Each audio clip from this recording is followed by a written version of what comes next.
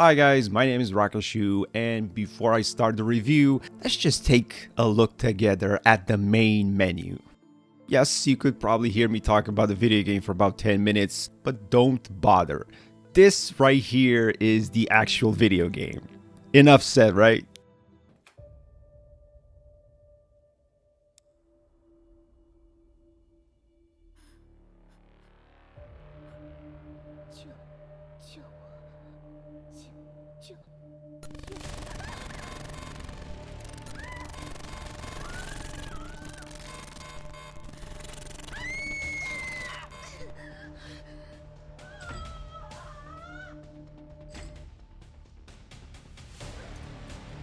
The Killing Antidote is a first-person survival horror action game blending shooter, melee, exploration, and some light puzzle elements into a post-apocalyptic setting. Basically, you're killing zombies. And I would not have known about this video game, but someone in a comment section on one of my previous videos have given me the heads up about the game, so I had to check it out. And sure enough, I really like this one. The game is built in Unreal Engine 4, thank God, giving it a modern rendering feature typical of the engine itself, such as detailed shaders, dynamic lighting, and physics support, but without breaking your graphics card. Like, trust me, we know the Unreal Robust toolkit allows relatively strong performance optimization for indie titles such as this, and you should know that you can play this on a minimum of GTX 9060. A 9060, basically a potato can actually run this video game. I had plenty of frames while I was running this. I felt like it was superbly optimized. It just ran so smooth.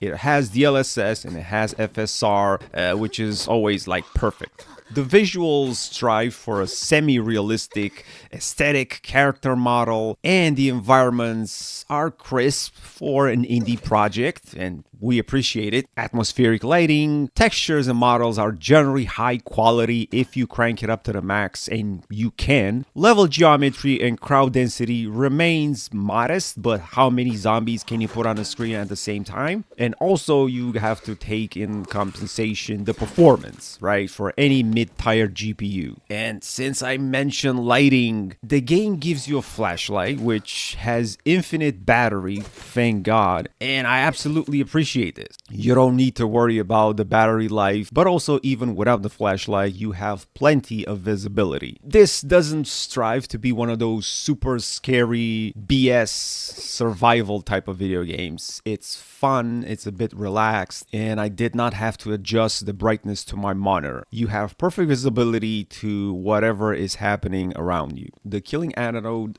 kind of fuses several systems into its gameplay loop. Like, for example, over-the-shoulder first-person perspective, akin to modern Resident Evil entries. We are familiar with that. Precise aiming, it's pretty good, and responsive movement, plus very nice recoil of the guns, and that oomph, that heavy melee feeling that if you read the comments on Steam, a lot of people are appreciating the melee combat, which you will have to do quite a lot because you do have limited bullets, reminding you that this isn't like a shooter, more of a survival game, which is nice. You can change the camera over the shoulder left or right by pressing the T button on your keyboard, which is something I had no idea at first.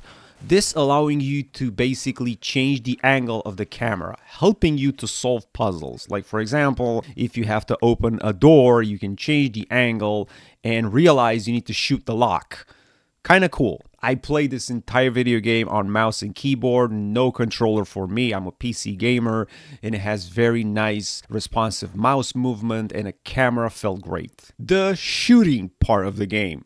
Well, there is a variety of firearms, not too many, but it's not expected. And it's basically up to you to find these rooms where the guns are held and open the doors. It's not very difficult, and lots of times the code to open a door is written on the wall beside it or something like that. Or you can find it in any other terminal computer. It's quite simple to open the doors. 70% of the time you're going to be shooting, 30% it's melee. Stealth and dodge. There's some stealth involved. You can sneak behind some enemies by not running around the entire level. And there's definitely some dodging involved. Although, I thought that was a bit jank, I'm not gonna lie. Character customization, it's basically what we play this game up. Probably not. This is basically what I play this game, but that's on me completely. Outfits, hairstyles, and cosmetics are integrated into the progression system. Basically, pretty much each save room gives you another outfit for you to equip. Kind of fun thing here is that you're not locked in a specific outfit. You can mix and match different high heels, different tank tops, skirts, boots, you name it. You can just play around and sort of do your own thing. You can also come back to your apartment where you can take a shower and dress up or change the hairstyle. That's kind of cool, but I never did that because I felt like it was a waste of time. Something that I did really find while I was playing the game, you know how like when you take damage in most games, the armor of the character or the clothing gets dirty. The more damage you take, the more dirt you have on you, whatever. No, here the devs have implemented something much more nice. The clothing have wear and tear. The more damage you take, some parts of the material rip apart, which is sort of kind of like nice and realistic as the zombies are kind of grabbing you and whatnot. Now, this is not pornography in any way. It just adds a subtle wear and tear to the garment, making it feel kind of cool for, you know, a survival zombie video game. I really like that. It was a subtle touch, but congrats to the devs for implementing it. The game adopts, like from the beginning, a survival horror tone here with narrative centered around a viral apocalypse.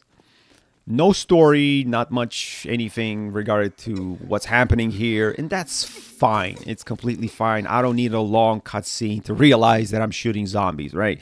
Mutated enemies, claustrophobic labs, kind of close quarters, make it feel kind of cool, you know? You have some abandoned facilities, main 2 levels, and it's early access. Maybe we're gonna get level 3, I don't know. But for now, there's quite enough to play. Early access release, the game is still evolving, but I found no game-breaking bugs. In fact, I did not find any bugs whatsoever. Yeah, sure, there's some jank, but that's not a bug. That's just how it is with indie game. The gameplay is smooth. The graphics look great. Everything worked. I did not find any door that did not want to open or anything like that.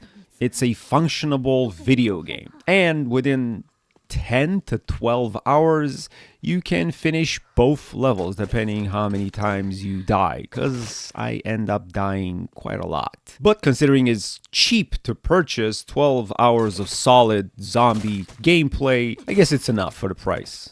I do recommend the Killing Antidote. I liked it. Thank you so much for this guy for recommending it to me. You get to play with this beautiful character. You get to customize her body whichever way you like. That's a plus. It has simple puzzles. Thank God for that. Nothing too complicated. Or thank the developers in this case. Great combat. And you get to kill zombies.